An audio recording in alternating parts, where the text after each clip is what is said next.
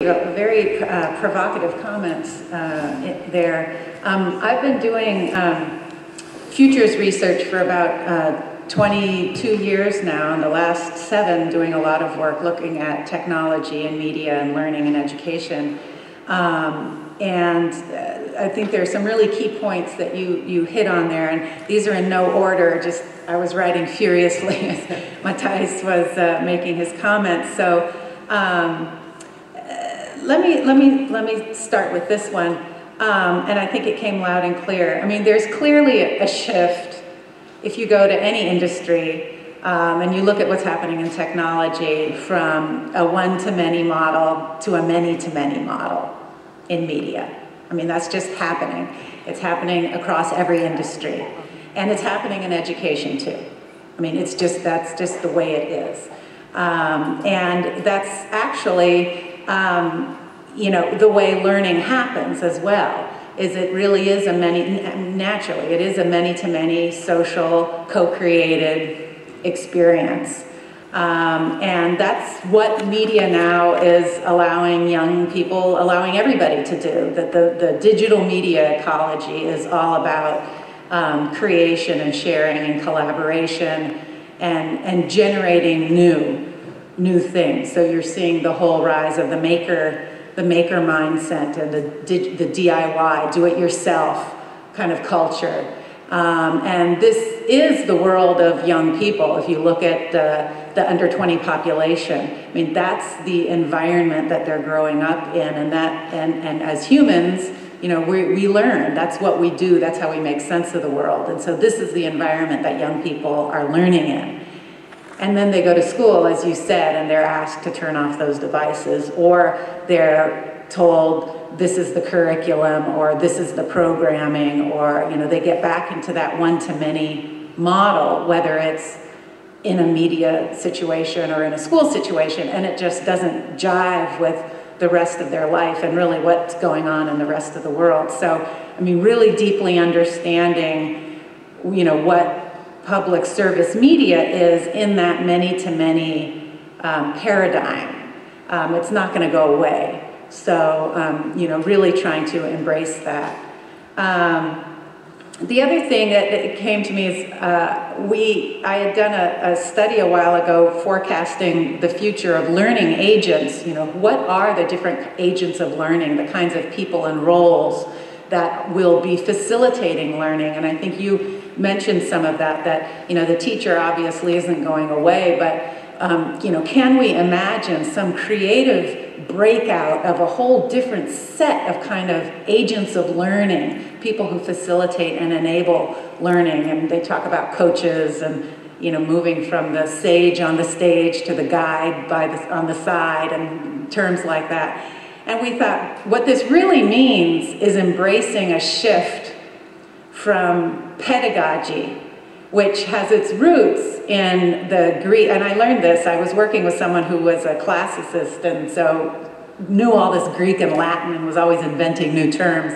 And he said, Andrea, we're really moving from pedagogy to a world of sociagogy. And I know it's a cumbersome term, but when you think about it, pedagogy comes from, you know, pedagogos, which was really a Greek slave who was there to lead the children to their lessons. So a leader of children. The slave took the kids and supervised their learning, led them.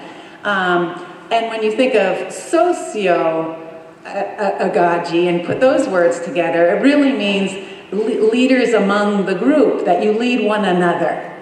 And I think that is really, so our whole instructional and education system is based on pedagogy, and we talk about pedagogy, and even with the new digital media, we talk about pedagogy, and that's really wrong. We have to think in terms of sociagogy, this many-to-many, leading each other, leading one another through learning.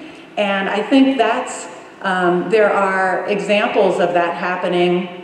You see it in the gaming environment. You see it in digital opportunities like Flickr and online places where people can collectively create. And Clay Shirky's work is all about this, how the technology shifts have just cut the costs of coordination and of group formation, and now, you know, you get this ease of people through affiliation and interest and passion to find one another and to create.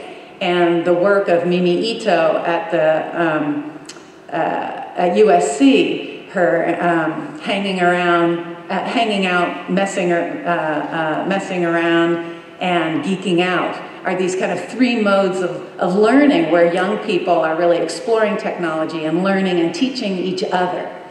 And so I think understanding that shift and how you as public media broadcasters can be a platform in that world and support that kind of learning is something I think is really exciting.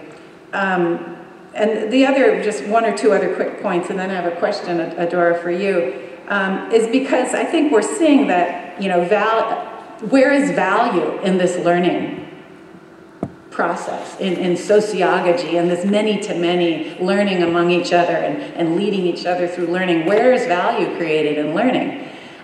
You know, we've always said content is king, and that the value of, you know, whoever has the best content wins.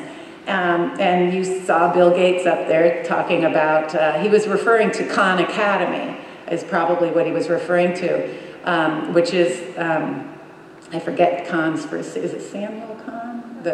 Sal Khan, who put lectures online, created lectures. First they were for his niece, and then, you know, everybody else started using them, these lectures about chemistry and math and algebra. And now there are thousands of lectures about all sorts of things, very easily explained, very effective for learning.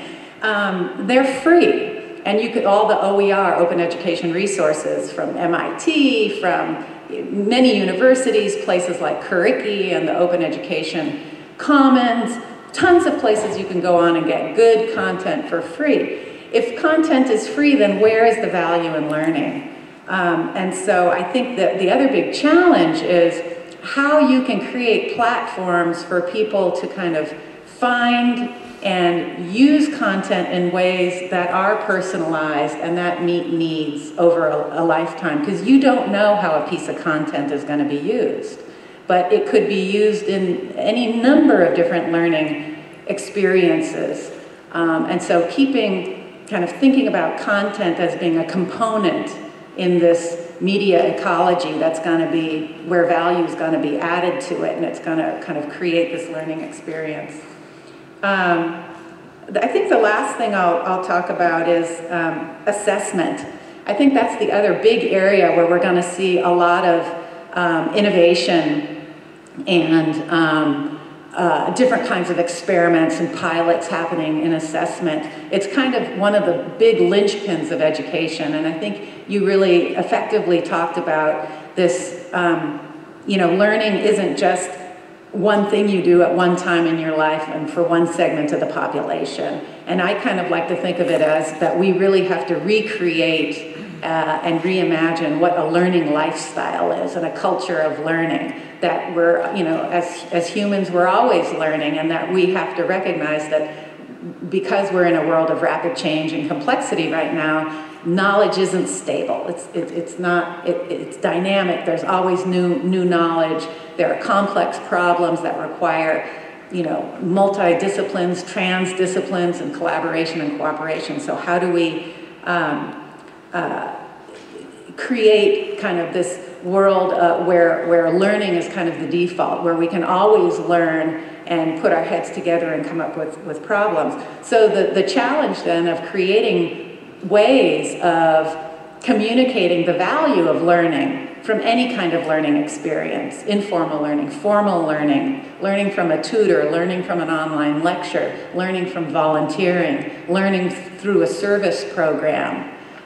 Ways of communicating that, I think, will also kind of create an explosion of different settings where learning can take place, and then you can really start to see some kind of creativity in what the future public learning system is like. So I think assessment is key there.